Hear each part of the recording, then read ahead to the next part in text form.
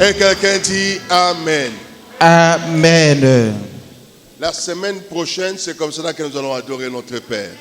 Wiki kona kuja ndivyo tutakuwa tuko naendelea kumwabudu Bwana. En lui offrant nos vies, en lui offrant l'année, en lui offrant tout ce que nous sommes. Wakati tutakuwa tuko na mtowea maisha yetu, wakati tutakuwa tuko na mtowea biote tuko nabyo na tuko na msifu namna hiyo. Et j'aimerais vous dire, bien-aimés, tunapenda kuambia wapendwa, dédier sa vie, dédier son ministère, dédier sa profession au Seigneur, c'est une manière de l'adorer. Kutoa huduma wako, kutoa zawadi loko nayo, kutoa maisha yako kwa Bwana ni namna ya kumwabudu.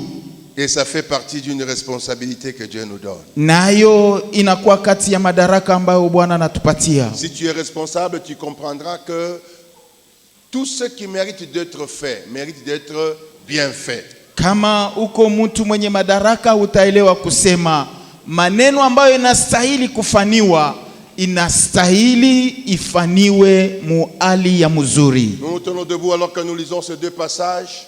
Tuko bwima tunasoma mashairi hiyo mbili. Ecclésiaste chapitre 3 le verset 1. Mhubiri sura yake ya 3 mlango ya kwanza.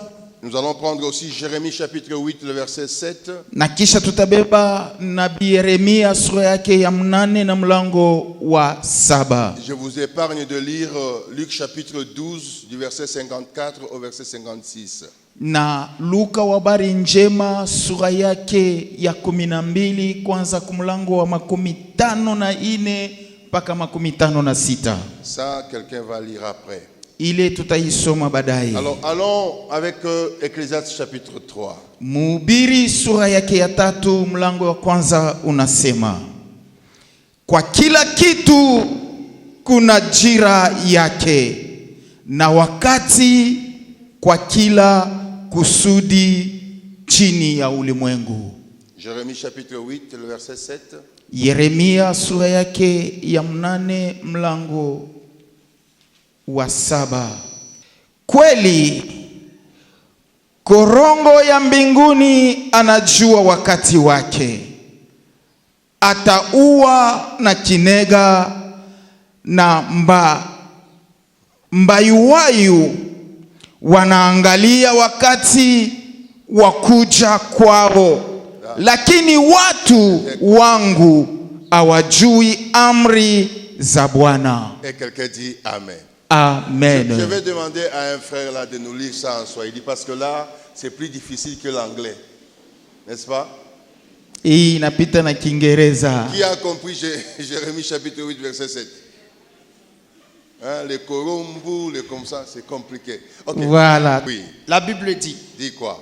Même la cigogne. Même la cigogne connaît dans le ciel sa saison. La tourterelle. La tourterelle.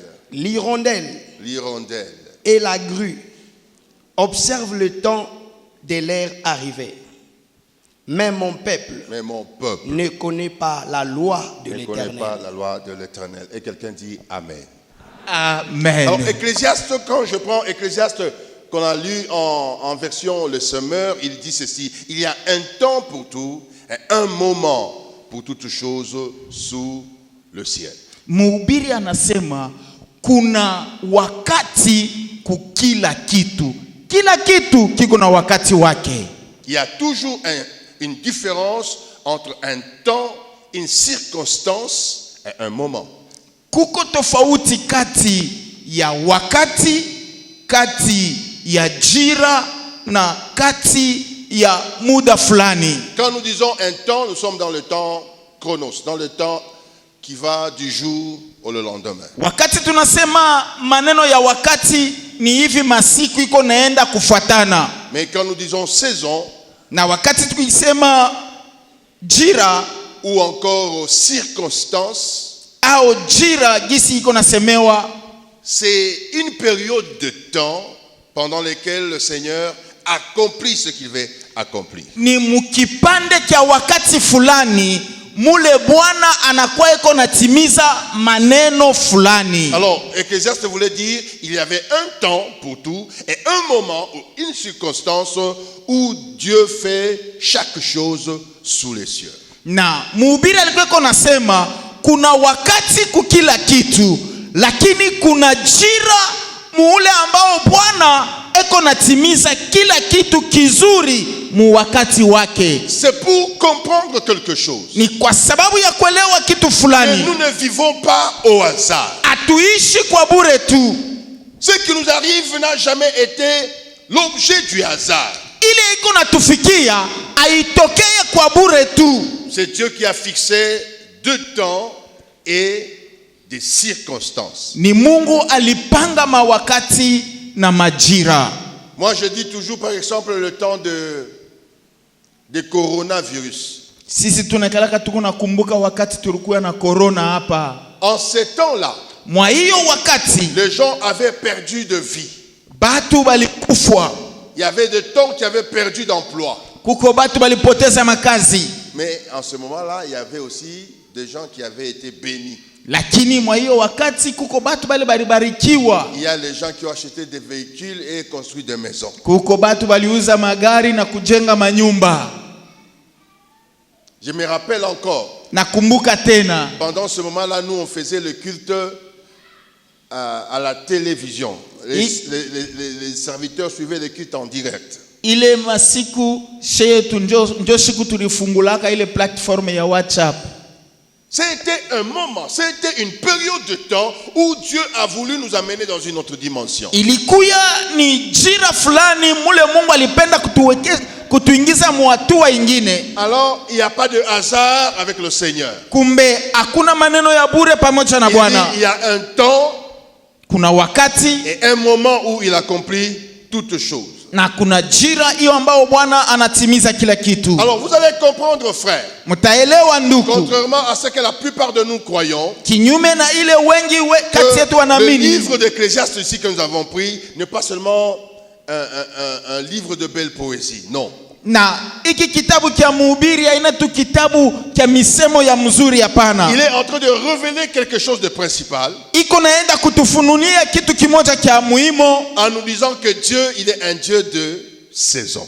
Iko natuambia Mungu ni Mungu wa majira. La vie de tout un chacun de nous. Maisha ya kila mmoja wetu. Et tout ce qu'il a arrangé dans le monde ne vient pas au hasard. Dieu est derrière chaque événement.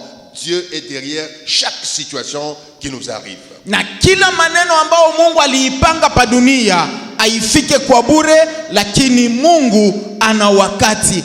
Kila kitu kiko na wakati wake. C'est pourquoi ce matin, ndio kwa maana hiyo asubuhi j'aimerais partager avec toi un petit bon thème, discerner cette saison. Na tunapenda kugawanya na wewe aka kakishina kadogo kazuri, chunguza wakati wako. Parce que j'aimerais que tu comprennes que notre responsabilité n'est pas de changer le temps. Na madaraka yetu ambayo tulipewa aina ya kubadilisha wakati. Mais par contre, notre responsabilité serait de discerner, de comprendre la saison dans laquelle Dieu nous place, afin que nous puissions la passer avec foi, patience et sagesse. Lakini madaraka tunayo tulipewa ni sababu ya kuchunguza wakati wetu, hivi tupate kuishi ndani ya uvumilivu, ndani ya kudumu na ndani ya imani. J'aimerais même dire tunapenda kusema que c'est un appel à la discipline. Ni mwito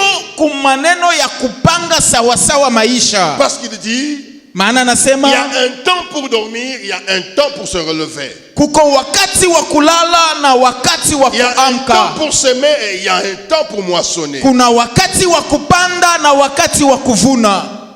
Il y a un temps pour tout. Kuna wakati il ne faut pas kitu. Chercher le temps de semer, toi tu cherches moissonner. Hapana, wakati wa kupanda wewe ndo katafute kuvuna. Alors je poursuis 4 objectifs. Kumbe tuna bifukuzio 4. Le premier, kifukuzio cha kwanza, j'aimerais amener chacun de nous tunapenda kupeleka kila mmoja à wetu reconnaître la souveraineté de Dieu sur le temps et les saisons qui nous arrivent. apate kutambua ukubwa wa Mungu juu ya wakati na juu ya Quand kila quelque chose jira. arrive dans ma vie, je ne me plains pas, je cherche à comprendre. Wakati jira fulani inapata maisha yangu, mimi sitajililia, lakini nitafute kuelewa. 2. Ya pili, J'aimerais éveiller le discernement spirituel, tunapenda kuamsha ile uchunguzi wa kiroho, afin que chacun de nous arrive à identifier la saison dans laquelle il se trouve. hivi kila mmoja wetu afike mkutambua wakati au jira ile ambao eko naishi. Nous ne serons jamais tous sujets de vivre le même chose pendant le même temps. Kumbe shebote atutabarikiwa pamoja na atutabarikiwa kama mwaka moya shebote mala moya. Non, je n'ai pas dit ça. Je dis que nous ne serons pas sujets dans le même temps que nous puissions être tous sujets de même chose. Non. Kumbe shebote atutaishi mambo ya pamoja mu wakati moya. Non. Il peut arriver que quelqu'un dans cette saison-là, c'est sa saison de gloire, c'est sa saison de réussite, c'est sa saison d'épanouissement. Nous n'allons pas tous vivre la même chose pendant la même période. Inaweza kufika mwa hiyo wakati ni wakati wa kunyanyuliwa kwa mtu mmoja. Kumbe aina aituite shebote tunyanyuliwe mwa hiyo wakati ni wakati wa utukufu wake. J'aimerais aussi encourager la patience, la foi et la sagesse de quelqu'un. Tunapenda kutia nguvu sababu ya uvumilivu wa mtu, imani na hekima ambapo anakuwa nayo dans l'attente de Dieu. Mukumuongojea Mungu. Ça veut dire, maana yake, si tu es pendant une saison par exemple de la semaille, ne cherche pas à moissonner, même si tu vois les autres moissonner. Kama weye uko mu wakati wako wa kupanda, hapana kutafuta kuvuna, hata kama unaona wengine weko navuna.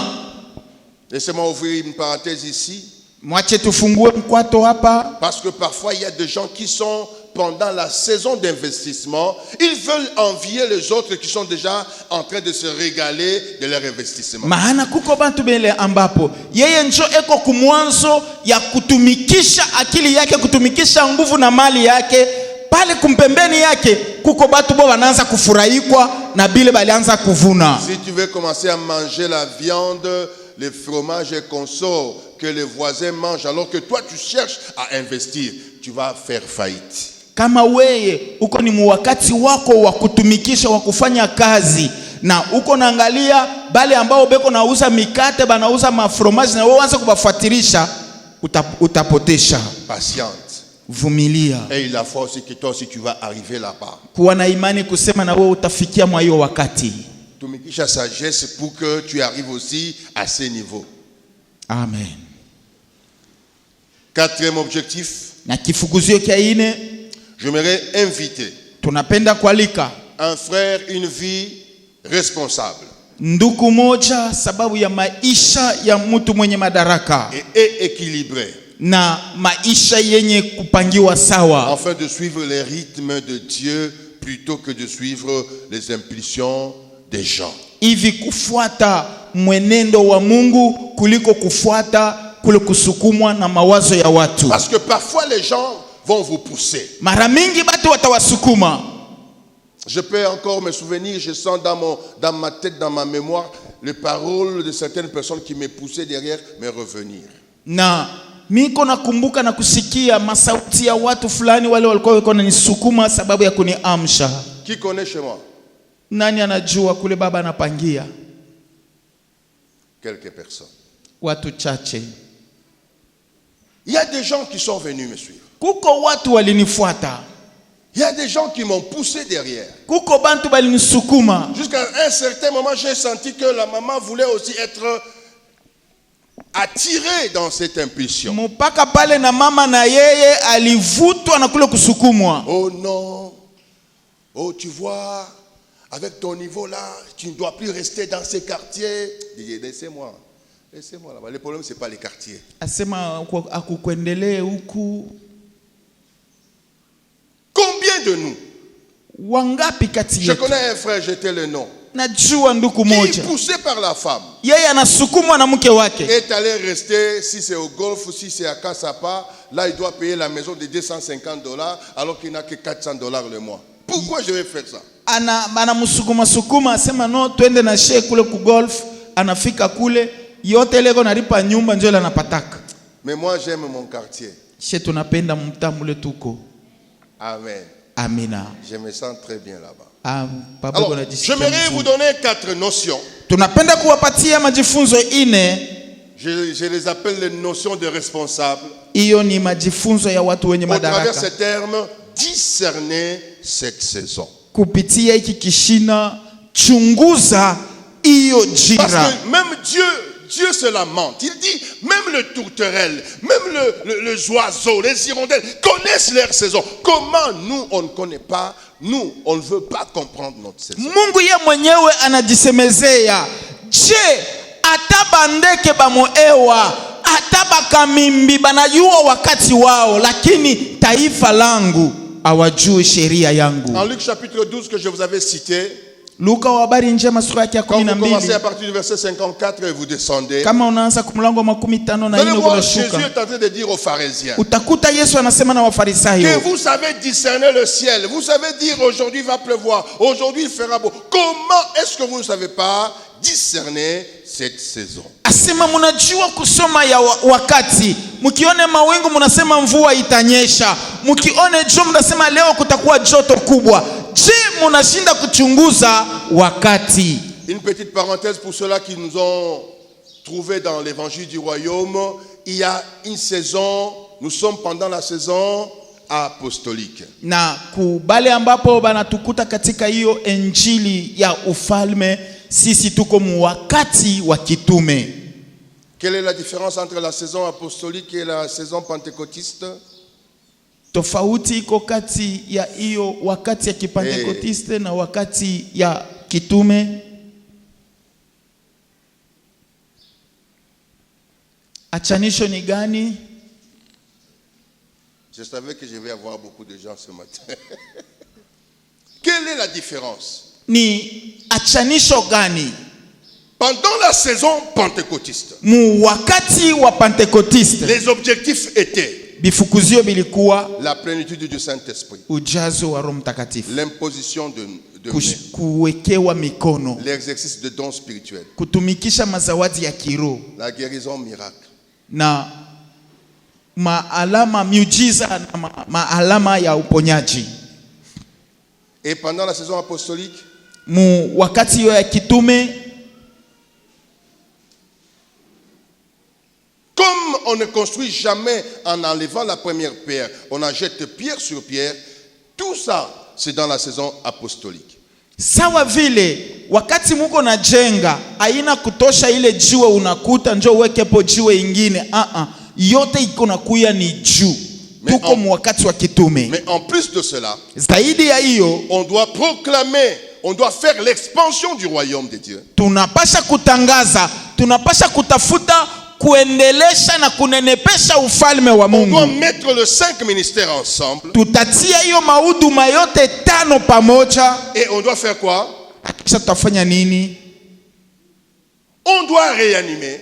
Tunapasha kufanya amsho La relation d'alliance, la relation spirituelle père-fils. Uhusiano ya agano hiyo iko kati ya baba na mwana. Et quand nous faisons ça, kama tunafanya nous hivi, serons directement sous la nuée. pale tutakuya chini ya Et si wingu. nous sommes sous la nuée, Na kama tuko chini la ya wingu, révélation de Dieu va continuer à descendre. na ufunuo wa Mungu utaendelea kushuka juu yetu. Et quand la révélation de Dieu descend, Wakati ufunuo wa Mungu unashuka, elle ne descendra jamais sans pain et sans viande. haitashuka bule bila mukate na bila nyama. Ça va descendre avec la bénédiction de Dieu. Itashuka na baraka. Pourquoi? Juu ya nini? Parce qu'on aura obéi Tutakuwa tukitii à la volonté de Dieu pendant ces moments, mu mapenzi ya Mungu mwa hiyo wakati, pendant cette saison. mwa hiyo wakati. Mais par rapport à l'année, Kufuatana na mwaka, j'aimerais te donner 4 notions. Tunapenda kupatia mafundisho ine. Dans le thème discerner cette saison. Kishina hiki kiko nasema chunguza hiyo wakati. Alors pour ceux qui écrivent, première notion. Kwa bale beko na njika, jifunzo ya kwanza. Tu dois comprendre que Dieu est le maître du temps et des saisons. Tunapasha kuelewa kusema Mungu ndiye mkubwa wa wakati na majira. Ça veut dire quoi? Maana yake nini? Ça veut dire que Dieu établit et contrôle tout le temps. Ni kusema Mungu eko naweka uangalilizi na uongozi mu wakati wote. C'est pour dire encore Ni kwa kusema que tena Dieu a ordonné chaque saison selon sa sagesse. Mungu aliamuru kila jira kufuatana na hekima yake. C'est pourquoi quand tu lis Daniel, Ndio kwa maana ukisome Danieli chapitre 2 le verset 21, Daniel a compris. Sura yake ya pili na mlango wa 21, Danieli alielewa na kusema celui Dieu ni yeye Mungu qui change le temps et les circonstances, eko na badilisha wakati na jira, qui renverse et qui établit le roi, anapinduza na anatia wafalme. Les changements politiques, les crises, les événements qui arrivent, tout c'est sous l'impulsion de Dieu. Mabadiliko ya kisiasa, maneno ambayo iko nafika, yote inasukumwa na Mungu. Il pouvait dire encore quelque part que aliweza kusema tena fasi moja, un malheur sur la terre sans que Dieu ne soit l'auteur. Eti ole inaweza kufika pa dunia kama haina Mungu aliyekubali. J'aimerais te dire, frère, napenda kuambia ndugu, tu dois mettre dans ta tête unapasha kujua que Dieu ya kama Mungu établit et contrôle le temps. Eko natia na kuweka mauongozi ya wakati. C'est comme cela que quand quelque chose arrive, ndio kwa maana wakati jambo fulani ikifika, ne sois pas seulement prêt ou encore en précipitation pour condamner, chercher les sorciers. Usikue haraka sababu ya kutafuta balozi. Commence à croire, fais confiance dans le Seigneur qui contrôle le temps.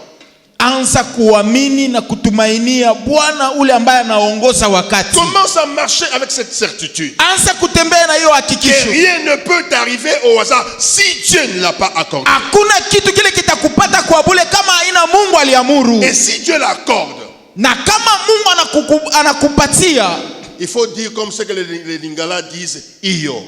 Na unapasha kusema vile Wangala wanasemaka, j'accepte, iyo. Mimi nakubali. C'est Jean qui m'avait dit, ou bien c'est un livre que j'avais lu. Kuko fasi moja tulisoma au ndugu moja alituambia, un roi qui avait son serviteur qui lui disait que Dieu est très bon. Mfalme moja alikuwa na mtumishi wake iko namwambia sasa Mungu ni mwema. Et il appelait à la foi dans ce Dieu qui était très bon. Na alikuwa iko na mkokota kuimani ndani ya ule Mungu alikuwa mwema. Et il était arrivé que ilifika wakati moja, un jour ils vont aller dans la chasse et il va perdre son orteil.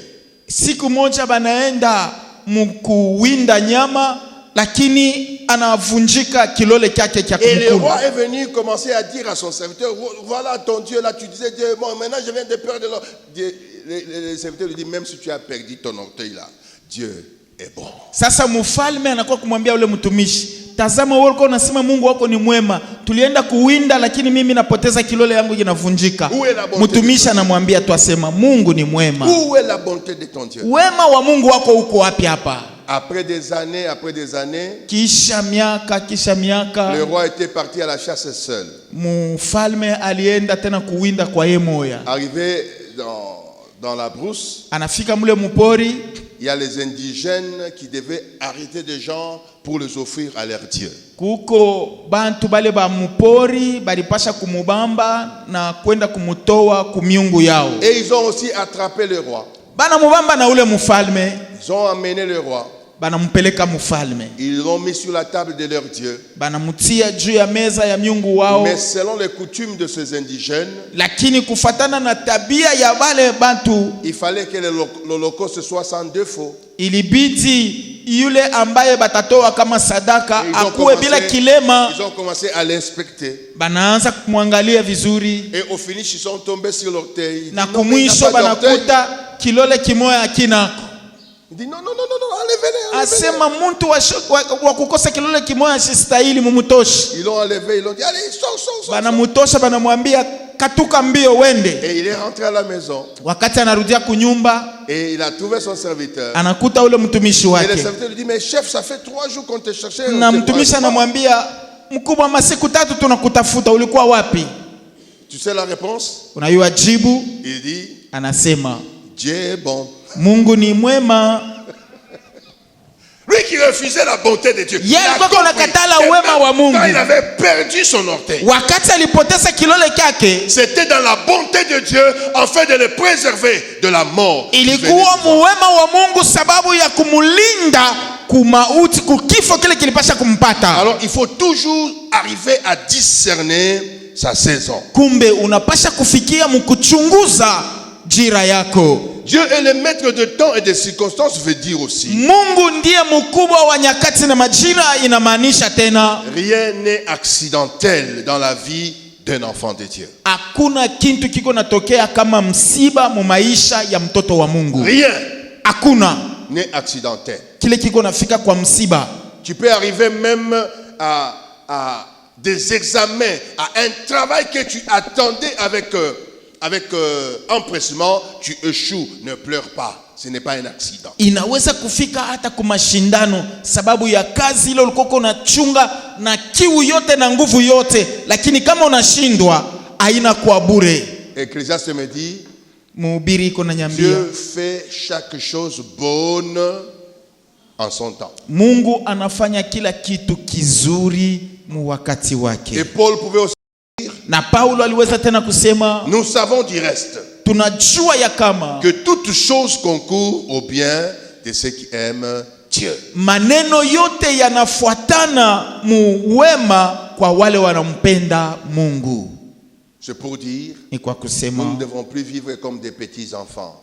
Hatupashi kuishi kama watoto kidogo. Les petits enfants aiment les bonbons. Watoto kidogo wanapenda maswiti parce que c'est bon dans la bouche. Sababu iko ya butamu mkinwa. Mais nous, on comprend que ces bons-là des bonbons ne fait pas toujours bon dans le corps. Lakini si tunayua sema ile butamu ya maswiti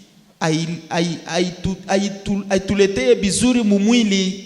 C'est comme cela que maintenant nous voyons les mamans avec les grains de moutarde sur la tête. Pourquoi? Parce que les grandes personnes ont compris que le bonbon n'est pas toujours bon.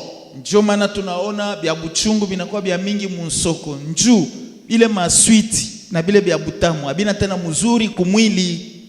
Deuxième notion que j'aimerais te donner. Mafundisho ya pili ile banapenda kutupatia, c'est que tu dois discerner le temps où Dieu te place. Unapasha kuchunguza wakati ile ambao Mungu anakupa. Il faut savoir discerner. Unapasha kuichunguza. Pourquoi en ce moment je suis à Lubumbashi? Pourquoi en ce moment je suis dans cette église? Pourquoi en ce moment je suis dans ce mariage? Pourquoi en ce moment je suis dans ce travail? Discerner,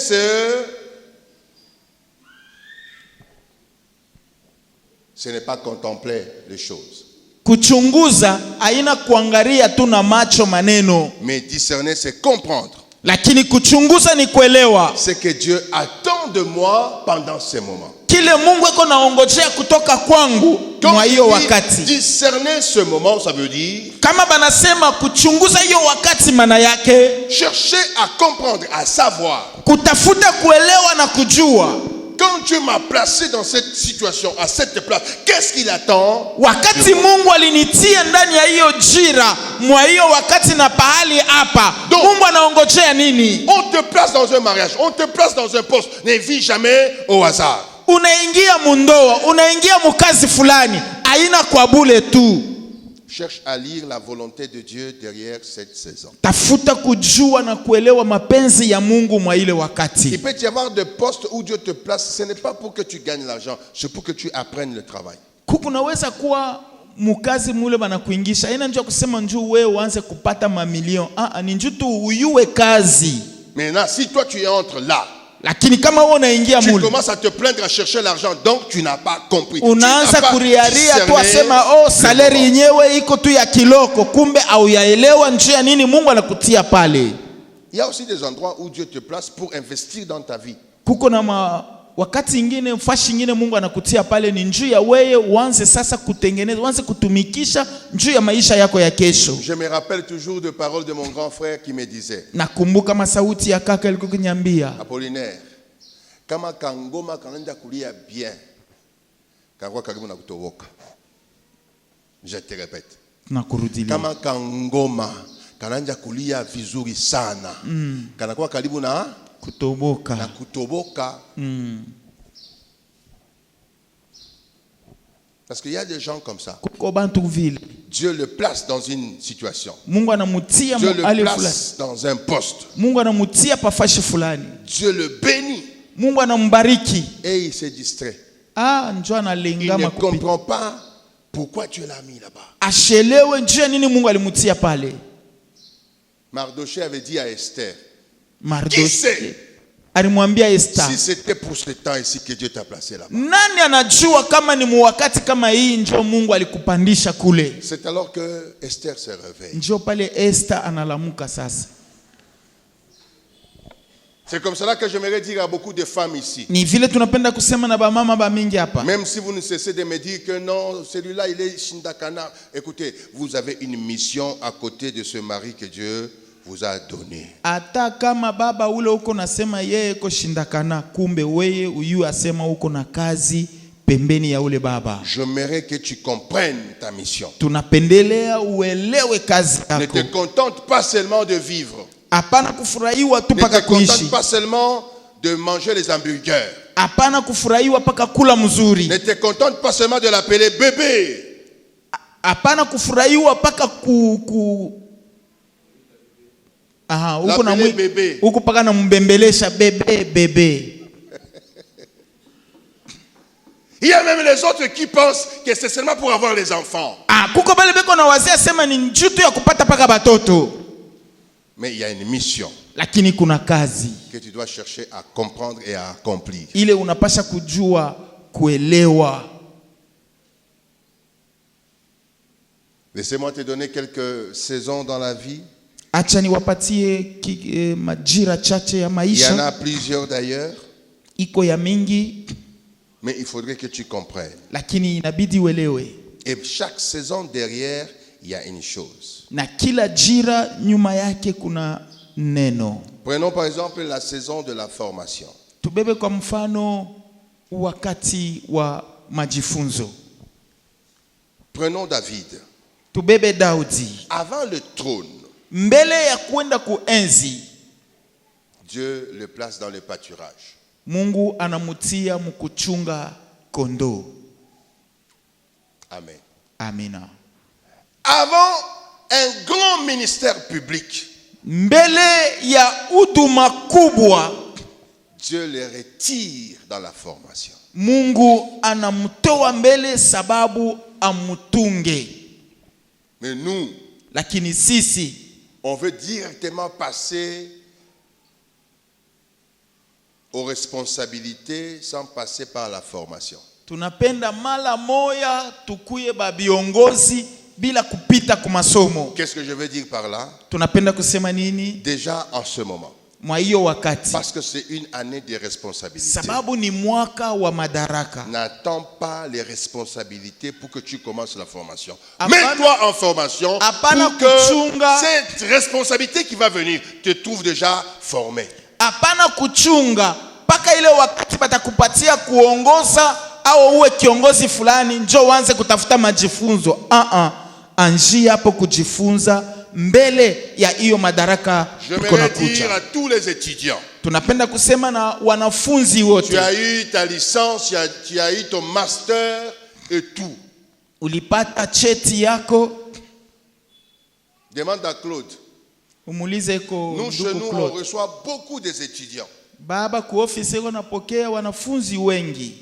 Mais quand vous le mettez seulement dans le travail, vous sentez qu'il y a un déficit. Kama tu unampatia kazi, unaona tu kusema ayayua kintu. Formez-vous. mujifunze tena. Dis à ton voisin là-bas. Sema na ule ko karibu na we. Je rappelle encore ça. Tunakumbusha. Une fois je suis en Zambie.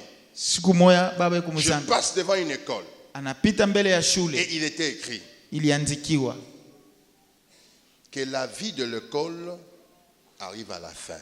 Maisha ya kusoma inafikaka kumwisho. Mais l'éducation, Lakini maadibisho c'est toute la vie. ni maisha yote mzima. Non, moi j'ai terminé. Moi je suis licencié, c'est vrai. Hein? Misha kupata cheti. Je me rappelle.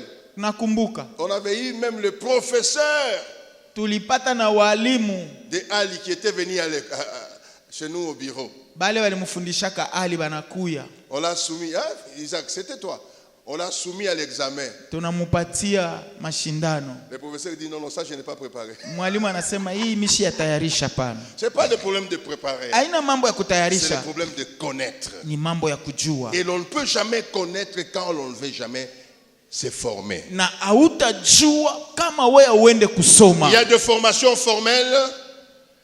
Il y a des formations formelles. Kuko masomo Et il y inatengezewa a des formations informelles. na kuko masomo ile aina ya kufikisha we kujua. Tout le monde aujourd'hui peut se former chez lui à la maison. Bantu bote leo anaweza eko kwake kunyumba eko nafunda.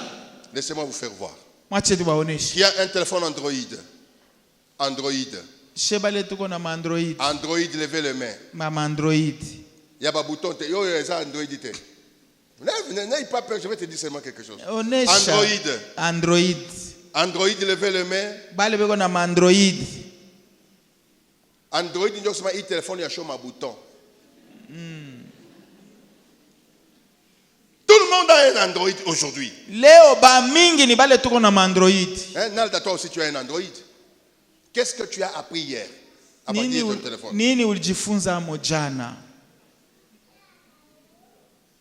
Et pourtant, quand tu entres en Google, Na pale kama unaingia quand mu tu entres en Google, YouTube, kama unaingia mu YouTube, même en TikTok, hata mu TikTok, il y a beaucoup de choses à apprendre muko bintu bya mingi bya kujifunza selon ton domaine. kufuatana na masomo yako. Moi, je vois maman suit toujours certaines explications de comment élever. Mama yana fataka namna kani ya kuvuka. On a vuka, tu ne cherches rien. Oui, quartier, pas loge, non, c'est le manque de formation. Ni kukosa kujua. Papa, comment on a vuka paquet? Dès qu'on a kufwa. Non, c'est parce que tu n'es pas formé. Ni njua ujue. Maman, il a 100%. C'est parce qu'elle connaît. Ni njua najua. Ça s'appelle la formation informelle. Tu te formes par toi-même. Ile ni wewe uko unajifunza pa we moya. Tu prends un livre, tu lis, tu te formes par toi-même. Unabeba kitabu unasoma, unajifunza we moya. Combien de livres que tu as? Bitabu ngapi uko nabyo? Qui a des livres chez lui à la maison? Nani ule kona bitabu kunyumba? Faut lire. Pasha kusoma. Pas de SOS. Hein? Vous connaissez les livres là, SOS. Kitabu kile kia SOS. SAS. Il y avait aussi SOS. Ça, ce sont des distractions. Faites de chercher des livres qui vous forment. Tafuta bitabu bile bitakupatia ufahamu. Soyez bénis. Mubarikiwe. Soyez bénis. Mubarikiwe tena. Autre type de saison. Na namna ingine ya wakati. Ça peut être une saison où Dieu t'élève. Inaweza kuwa ni wakati mule Mungu anakuinua. Et quand Dieu t'élève, wakati Mungu anakuinua, c'est comme ce que je venais de dire. Ni kama hiyo tulitoka Il kusema. faut toujours chercher à comprendre pourquoi Dieu m'a élevé. Unapasha kutafuta kujua kwa nini Mungu ananinyanyua. Est-ce que ce n'est pas l'histoire là de Joseph, 7 ans de prospérité et 7 ans vont suivre de problèmes? Aina hiyo hadisi ya Yusufu ya miaka 7 ya maendeleo na miaka 7 ingine ya njaa. Hein?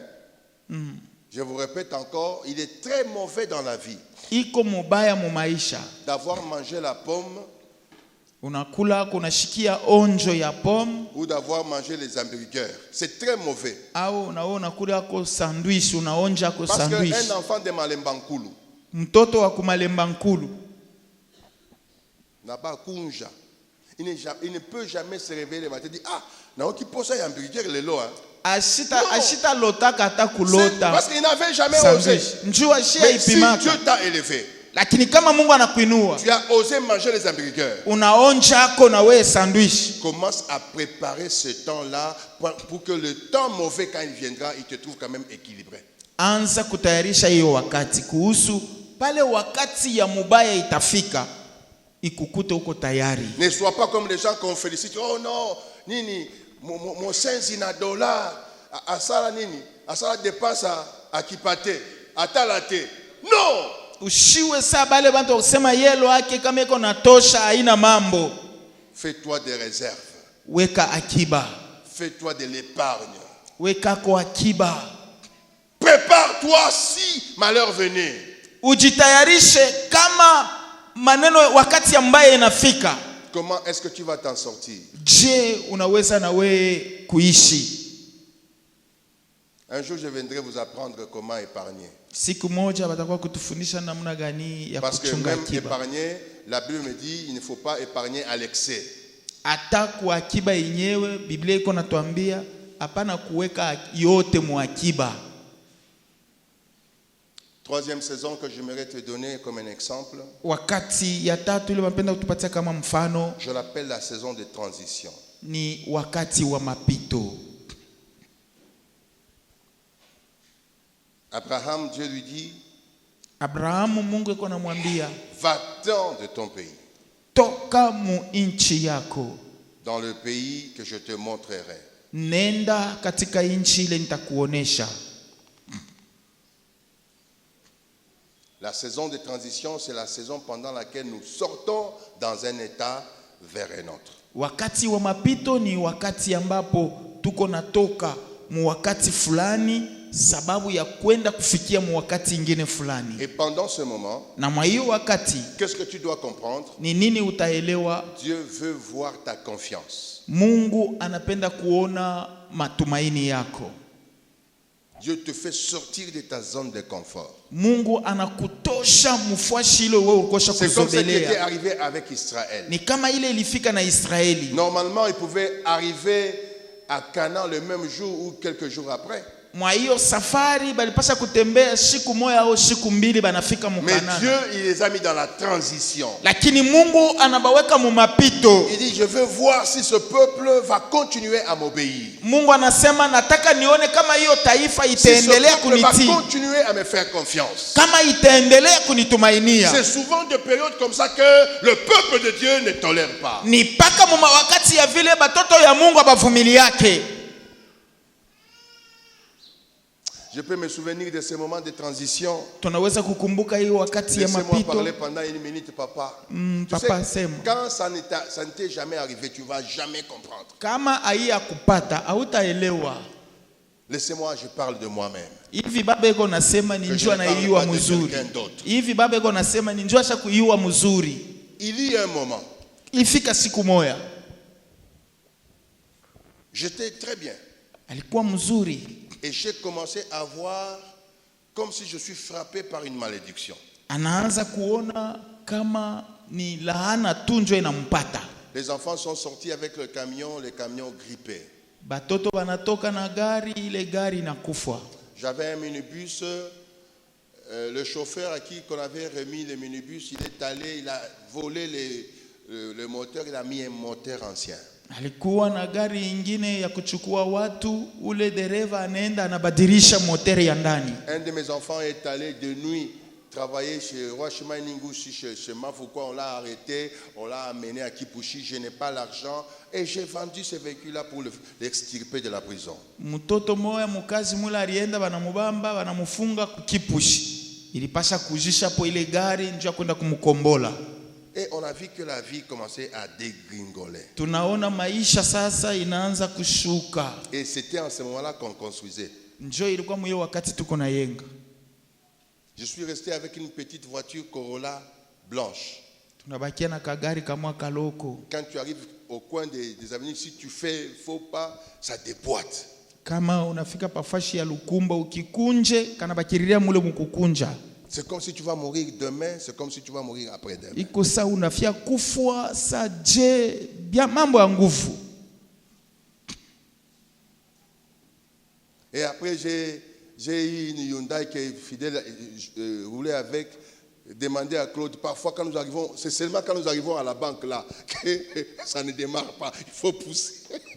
Wakati mwa anakuwa na gari ile paka kubanki njo kule haitawaka, ifo paka baisukumi. Vous êtes en pleine vitesse, tu essaies la vitesse comme ça, la vitesse ne passe pas. Mule uko naenda, unapima sema uongeze kwenda inakatala. Il fallait faire confiance à Dieu. Ipasha kumutumainia Mungu. Il fallait demeurer dans la foi. Ipasha kubakia muimani. Il fallait s'agripper à Dieu. Ibidi kubakia mwenye kuambatana na Mungu. C'est en des situations comme ça Ni muma wakati ya vile que les gens lâchent. Bantu banekala beko na Que chidia. les gens vont chez les féticheurs. Bantu banenda Donc, kutafuta je suis en train de bafumu. dire à quelqu'un, Tuko nasema na ce mtu. qui t'arrive, Ile iko na ce kupata. que tu vois, Ile uko naona c'est une transition. ni mapito. Non, dis à ton voisin, c'est une transition. Hii ni mapito. De bonnes choses arrivent devant. Bitu bizuri biko na kuja Il faut kumbele. savoir gérer cette saison de la Unapasha transition. kujua kuchunga na kuongoza vizuri hiyo wakati. S'il faut pleurer, pleure. Kama Dans ni ton lit. kulia, lia. Ne pleure jamais devant les gens. Hapana kulia mbele ya batu. Ne va pas emprunter. Hapana kwenda kukongola. Parce que quand cette période est déjà arrivée, Kama ile wakati inesha kufika, utaweka ta makala pambele ya nyumba batakuza. abatakuza. Ukikongole njoo na kuwa mtumwa wa mandeni. Il faut savoir gérer cette saison. Unapasha kujua kuongoza ile wakati. C'est une saison où Dieu veut tester ta confiance. Ni wakati ile Mungu anapenda kuona na C'est une kupima saison où Dieu matumaini veut yako. voir ce que tu veux faire. Ni wakati mule Mungu anapenda kuona unatafuta kufanya nini. J'ouvre une parenthèse pour dire, Nafungua mkoto kwa kusema, tu gères bien ces temps-là. kama unachunga vizuri ile wakati, Même le temps de l'abondance, tu vas bien gérer. hata wakati ya utele wako Tu ne vas pas utaiongoza faire de mzuri. folie. Haitakuwa mazimu. Tu ne vas jamais faire de folie. Hautafanya mambo ya upumbafu. Et la mauvaise saison, Na wakati mubaya c'est la saison des épreuves. ni wakati wa bipimo. 1 Pierre chapitre 1 verset 6 à 7. Petro wa kwanza sura yake ya kwanza mstari ya 6 na ya 7. Pierre dit Petro iko nasema que les saisons des épreuves ne sont pas de punition arbitraire. asema wakati wa majaribu haina wakati wa malipizi tu, Mais de fournaise de purification.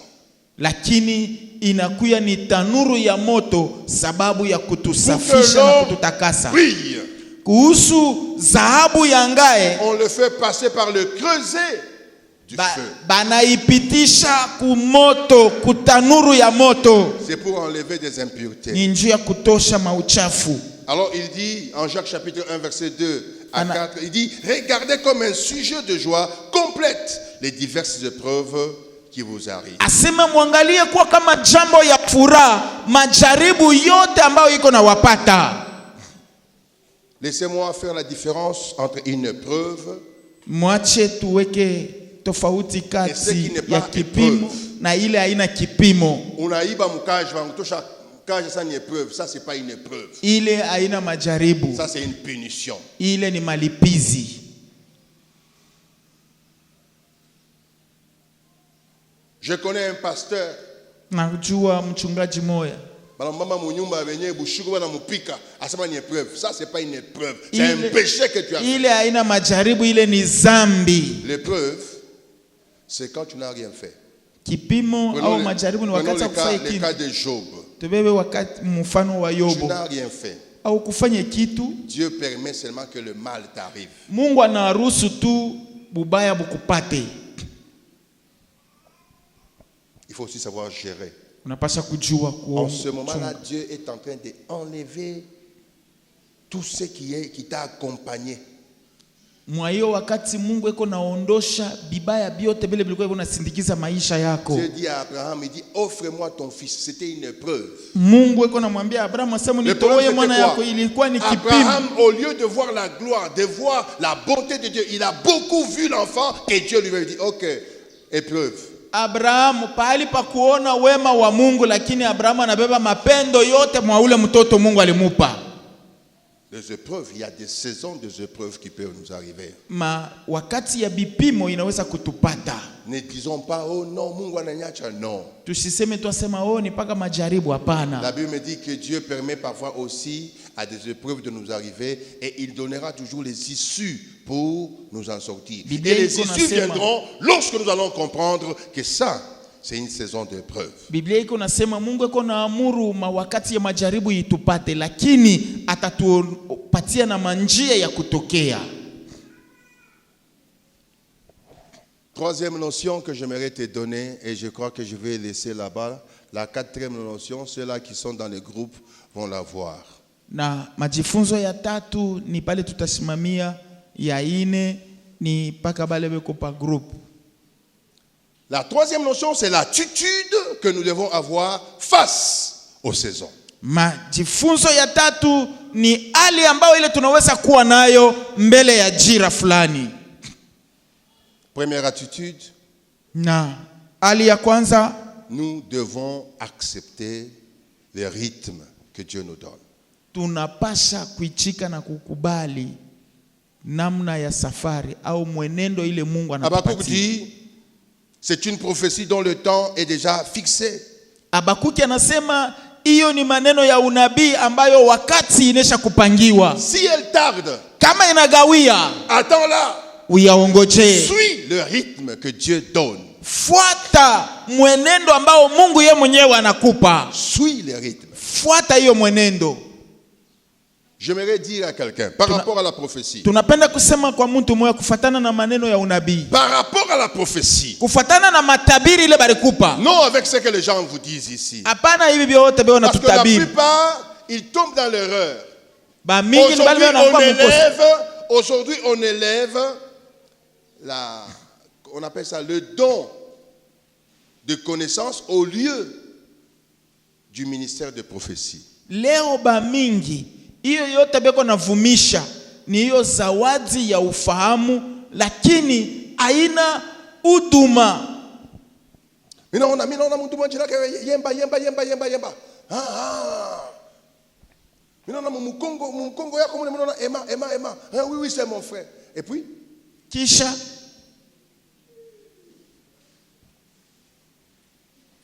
la prophétie, matabiri, ce ne sont pas des choses passées. Aina bintu bile binesha kupita. Ce ne sont pas des choses présentes. Aina bintu bile ukunaishi leo. Mais ce sont des choses à venir. Lakini ni bintu bile bitakuwa kumbele. Et quand ça arrive, na kama inafika dans une saison, wakati fulani, nous devons suivre les rythmes que Dieu donne. Tunapasha kufuata mwenendo ile Mungu yeye mwenyewe analeta. Habakkuk disait si elle tarde. Ni hivi Habakkuk anasema kama inagawia, attends-la. Uyaongoje. Parce que Dieu n'est pas un homme ou un fils de l'homme pour se repentir. Mungu ana mtu wala mwana wa mtu sababu ya kutumu. Kile alisema kitatimilika. Il va l'accomplir. Atakitimiza. Elle peut sembler tarder. Inaweza kuonekana iko na kawia, mais elle ne sera jamais en retard. Lakini haitafika nyuma. Parce que celui qui a ses plans, maana ule eko na mpango et quand ça va s'accomplir. Ule mwenyewe anisha kupanga maneno, anajua wakati gani na namna gani itatimilika. Il faut refuser la précipitation. Unapasha kukatala kuingia muharaka. J'aime toujours la réponse de Sama Lukonde. Napendaka paka jibu ya Sama Lukonde. Quand il fut nommé premier ministre, wakati balimutia mwaziri wa kwanza, les gens le suivaient derrière. Oh, quand le gouvernement il dit ne confondez jamais la précipitation à l'urgence. Na wakati walikuwa wanamuuliza sema bitakuwa shikukani, itatoka shikukani, asema nono, mwisho mambo ya haraka na mambo ile inakuwa ya mbele. Deuxième attitude, hali ya pili, il faut développer la patience et la persévérance. Unapasha kutumikisha zaidi uvumilivu. C'est comme cela que dans la Bible, ni hivi ndani ya Biblia, la plupart du temps vous allez voir que les exemples que Jésus donnait c'était des cultivateurs. Na zaidi ya mifano Yesu alikuwa analeta ilikuwa ni mifano ya walimaji, des élévateurs, ya wale ambao weko navuka bakuvuka. Pour dire, tu ne vas pas s'aimer maintenant, tu attends la réponse maintenant. Hautaweza kupanda leo paka leo upate kuvuna, hapana. J'aimerais dire à nos frères, tunapenda kusema na banduku yetu, que cette église, hii kanisa à ses débuts, iko na mwanzo yake. on avait des sachets, tulikuwa na masashe, on avait mis de la chaume, tuliweka na mayani, on tombait aussi sur le banc, tulianzaka kuanguka pa maban, on louait les instruments, tulianzaka na shetuko na louer mabafle. Il y a chaque chose à son temps. Kila kitu na wakati yake. Il faut ne pas être pressé, il faut développer la patience. Inabidi kumwanzo kutumikisha na kuya na uvumilivu. Il faut développer la persévérance. Unapasha tena kutumikisha kudumu. C'est comme cela que Jésus nous donnait toujours les champs, les arbres. Pourquoi? Parce qu'un fruit, par exemple, a besoin du temps pour mûrir et il ne peut mûrir qu'en son temps. Na ni kwa maana Yesu alikuwa analeta mfano ya mashamba. Juu ya nini? Matunda iko na wakati yayo na inalomba wakati kuhusu tunda ikomee. Développer la patience dans tout ce qui vous arrive. Tumikisha uvumilivu mubyote biko na kupata. Mais aussi la persévérance. Na kisha tena kudumu. Troisième attitude. Ali ya tatu, parce que nous sommes dans la notion des attitudes. Tuko majifunzo ya ali ya makimaisha. Il faut garder la foi. Unapasha kulinda imani et l'espérance. Na kisha matumaini. La Bible me dit la foi, Biblia inasema imani est une ferme assurance de choses qu'on espère. Ni hakikisho kubwa ya maneno ambayo tunayotumaini. Et une démonstration de ce que l'on ne voit pas. Na ni vionesho ya maneno ile ya bitu atuone. Tout en patientant. Mukuvumilia. Je dois démontrer que j'attends quelque chose. Mina pasha kuonesha ya kama niko naongojea kitu fulani. C'est pourquoi je dis toujours aux jeunes filles que si tu aspires à un mariage, commence déjà à acheter les assiettes, commence déjà à te préparer comme quelqu'un qui partira demain. Ni hivi tunasema na babinti, kama uko natafuta kuingia kundoa, anjia hapo kujitayarisha. Unauza kwa mansani, unauza kwa kabassin. Il ne faut pas se mettre là-bas à pleurer, à pleurnicher. Hapana uko pale uko paka na riaria binakawia. Onesha ko imani. L'espérance, matumaini. L'espérance c'est comme quelqu'un qui attend la chose qui va s'accomplir demain. Matumaini ni kama mtu leko naongojea kitu kile kitafanyika kesho. Dans chaque saison. Mkila wakati. Commence à développer la foi et l'espérance. Anza kutumikisha imani na matumaini. Quand tu te formes, tu fais comme quelqu'un qui est en train de se former pour une responsabilité. Wakati uko najifunza, uwe mtu ule ambaye eko natafuta kujua sababu ya kazi ile iko nakuya kesho. Quelqu'un qui est dans la transition. Mtu ule comme mapito. Tu fais des choses comme si au prochain virage déjà c'est l'arrivée. Fanya maneno kusema kama tu ile nkumba inamalizika tunafika. Quatrième attitude. Na hali ya ine, il faut être fidèle dans chaque saison. Unapasha kuya mwaminifu mkila wakati. Luc chapitre 16 le verset 10 me dit. Luka habari njema sura yake 16 mlango 17. Celui qui est fidèle dans les petites choses. Ule ko mwaminifu mmabitu kidogo. L'est aussi dans les grandes. Atakuwa mubitu bikubwa vile vile mwaminifu. Les grandes responsabilités futures. Madaraka makubwa ambapo iko nakuja. Commence par les petites fidélités. Iko naanzia uaminifu wa bitu kidogo. Ça, nous devons le savoir. Ile tunapasha kujua. Et la quatrième leçon que vous allez lire. Na somo ya ine ile ambayo tutasoma. C'est lire, plutôt c'est vivre chaque saison avec foi et sagesse. Ni kuishi kila jira na imani. Kama mambo yanakuya ushangaike tukone tushakupa unapambazuka. Sois calme, sois sage. Kuya mustare, tumikisha hekima. Surtout quand c'est un malheur. Zaidi kama ni mambo ya uchungu. D'ailleurs la Bible me dit. Na Biblia inasema que pendant la période de réjouissance réjouis-toi. Asema wakati ya furaha furahi. Pendant la période de malheur réfléchis. Lakini wakati wa ole fikiri. Pourquoi? Kwa nini? Parce que chaque saison a un sens spirituel. Maana kila jira ina maana yake ya kiroho. Pourquoi encore? Kwa nini tena? Parce que quand des choses comme cela t'arrivent, Wakati maneno ya vile inakupata, c'est pour que tu grandisses dans la sagesse. ni kuhusu wewe ukomale muhatua ya hekima. Que Dieu te bénisse. Na Mungu akubariki. Si tu m'as compris, tu dis Amen. Amen. À partir de maintenant, Kuanzia sasa, commence à discerner la saison dans laquelle tu te trouves. anza kuchunguza wakati hiyo ambapo ukwamo, Et prends les attitudes pour y faire face. na beba maali sababu ya kushindana nayo. Si tu m'as compris, tu dis Amen. Amen. Aujourd'hui, j'aimerais vous annoncer que la semaine prochaine, c'est une semaine de la dédicace. Tunapenda kuwatangaza Héritier de l'Éternel, co-héritier avec le Christ. Je suis héritier.